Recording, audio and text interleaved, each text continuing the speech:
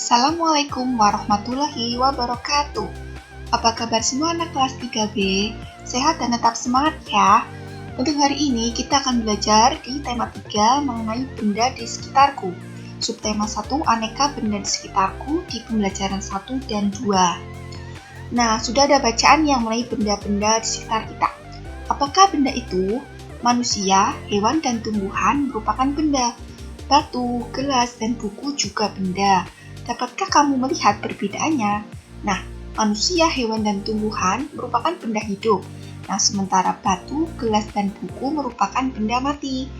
Benda adalah segala sesuatu yang menempati ruang dan punya massa. Nah, massa sendiri itu dapat diukur dengan cara ditimbang. Oleh karena itu ya, manusia, hewan, dan tumbuhan, batu, buku menempati ruang. Nah, benda-benda itu juga dapat ditimbang. Jadi dapat dikatakan bahwa benda tersebut merupakan benda.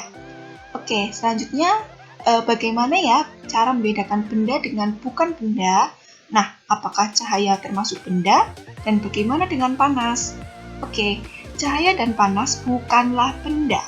Nah, cahaya dan panas tidak menempati ruang, dan cahaya dan panas tidak dapat ditimbang.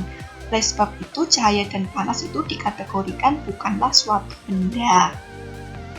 Nah, di sini sudah ada beberapa gambar.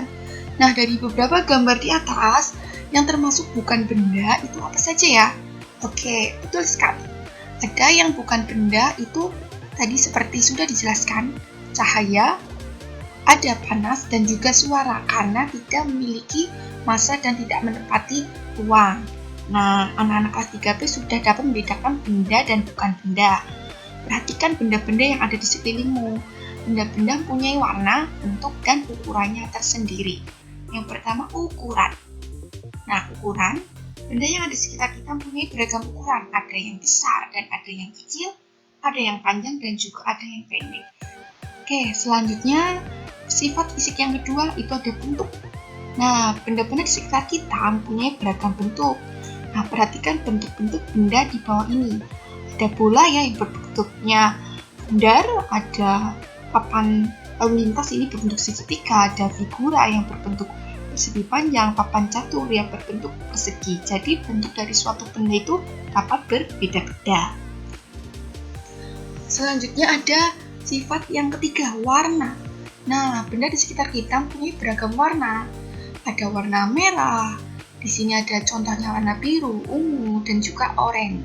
Oke, pernahkah kalian melihat benda ini? Nah, benda-benda di atas merupakan kelompok dari keanekaragaman jenis benda. Ya, keanekaragaman. Jadi, benda-benda di atas dikelompokkan menurut fungsinya, yaitu alat untuk mengukur. Nah, setiap alat ukur punya satuan. Nah, kita akan belajar yang pertama yaitu mengenai alat ukur namanya penggaris. Satuan yang dipakai pada penggaris adalah sentimeter. Di sini ada latihan soal ya, halaman 7 di buku siswa atau di buku tematik. Di sini ada gambar penghapus. Nah, penghapus ini memiliki panjang berapa ya? Kita lihat dari kiri itu dimulai harus dari 0 ya untuk mengukur. Kemudian ujung paling kanan ini berhenti di angka 3, maka jadi panjang dari penghapus ini 3 cm. Oke, itu ya. Untuk krayon kita lihat paling ujung kanan berapa? 7. Berarti memiliki panjang 7 cm. Terus ada krayon yang berwarna biru 10 cm. Ada pensil berukuran dari panjangnya 6 cm. Ada spidol yang ukuran panjangnya 12 cm. Dan pulpen yang ukuran panjangnya 11 cm. Nah, benda dapat dibuat dari bermacam-macam bahan. Ada benda yang terbuat dari batu, kayu, besi, kaca plastik, dan lainnya. Nah, setiap benda dapat menghasilkan bunyi yang khas jika diketuk. Benda-benda tersebut menghasilkan bunyi yang berbeda.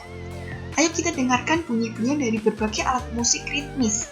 Nah, alat musik ritmis adalah alat musik yang tidak bernada namun dapat menghasilkan irama lagu.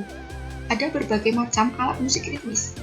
Nah, ini contohnya ya. Yang pertama ada kendang, ada triangle, ada maracas, tamborin, dan juga kastanyet. Nah, kita melihat pola ya. pola dalam ketukan berirama. Nah, di sini ada simbol K, M, dan juga L ya. Nah, di sini K itu berarti kuat. Jadi pola ketukannya kuat. M itu sedang dari kata medium, dan L itu dari kata low itu berarti lemah.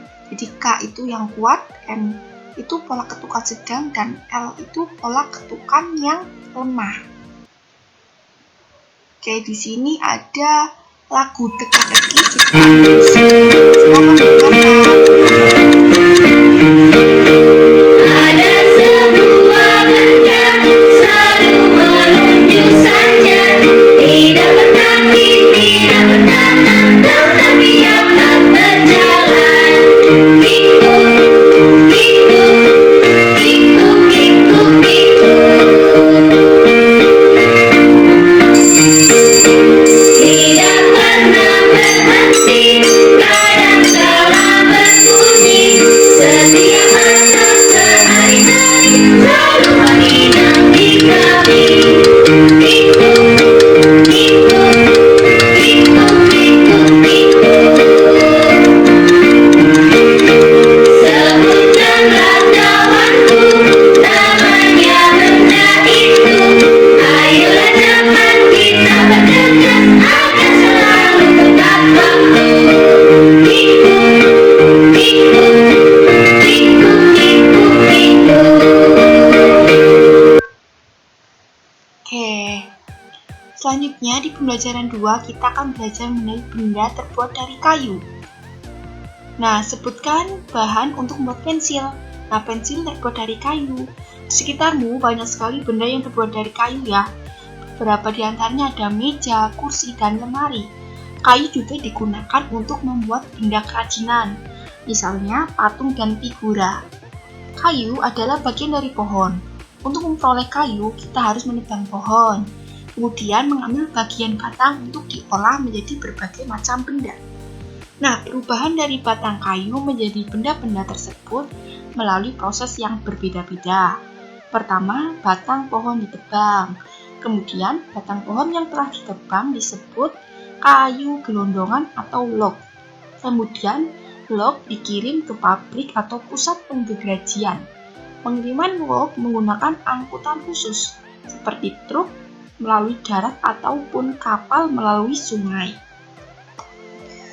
Nah, setelah itu, log akan dipotong-potong sesuai dengan keperluan. Untuk menghindari jamur dan serangga yang dapat menyerang kayu, maka kayu perlu dikeringkan. Cara hanya dengan dijemur. Kayu dijemur sekitar 2 minggu atau sampai 4 minggu. Setelah dijemur, kayu siap diolah sesuai keperluan. Nah, kayu dapat dipilih menjadi bahan dasar benda. Mengapa? Karena kayu mempunyai banyak keunggulan. Keunggulan kayu adalah mudah dibentuk. Beberapa benda yang terbuat dari kayu jati dapat bertahan sampai puluhan bahkan ratusan tahun. Nah, kelemahan benda berbahan kayu adalah tidak tahan api, sehingga mudah terbakar. Namun, ada beberapa jenis kayu yang mudah terserang rayap atau serangga lainnya. Nah, perhatikan benda-benda sekitarmu. Adakah yang terbuat dari kayu? Nah, tuliskan hasil pengamatanmu di kolom yang telah disediakan. Nah, Ibu contohkan ya. Pensil, kegunaannya untuk menulis, pintu, untuk menutup atau membuka ruangan, kursi, untuk duduk, lemari, menyimpan baju, sapu untuk menyapu. Nah, di sini kita bisa melihat ya, dari hutan. Nah, fungsi hutan antara lain untuk menyerap air hujan. Hutan menyimpan air hujan tersebut dalam jumlah yang banyak. Namun, ketika hutan digunduli, membuat aliran air terganggu. Hal ini menyebabkan air menggenang. Nah, akhirnya terjadi banjir yang mengalir ke permukaan atau pemukiman penduduk.